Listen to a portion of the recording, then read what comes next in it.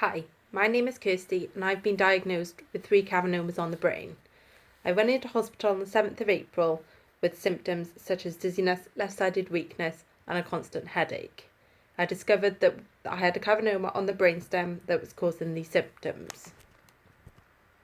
I came out of hospital a couple of days later with 24-hour supervision care from my family.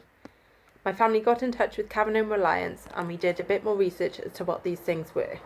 We initially found out there were 3 options for me to take: surgery to remove it, stereotactic radiotherapy, or leaving them alone.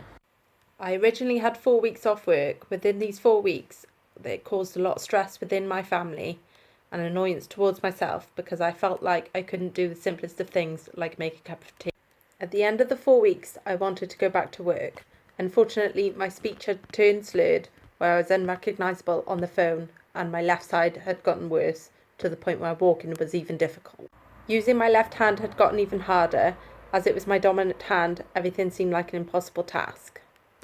I went back into hospital on the 12th of May where they told me my cavernoma had rebled. I was discharged 5 days later with an appointment with a consultant who specialises in cavernomas on the 22nd of May. As the one causing the problem is on the brainstem, it meant that it was too risky to operate on. There was no guarantee that radiosurgery would work as it hadn't been proven to work on cavernomas yet, which had meant that I would have to live with these for the rest of my life, not knowing if the symptoms would get any better or not. They said they would operate on the brainstem if there was no other option and I was backed into a corner. So it meant that I would have to retrain everything with the areas that got affected. I was offered occupational therapy and speech therapy to help with this training. It didn't really hit me until a couple of weeks after the meeting that I would have to live with these for the rest of my life. I didn't feel like my speech was getting any better, my left side was any easier to use. At the beginning of June, I'd noticed I was getting a little better. My speech had improved slightly, which gave me the motivation to do everything I could to try and retrain my body.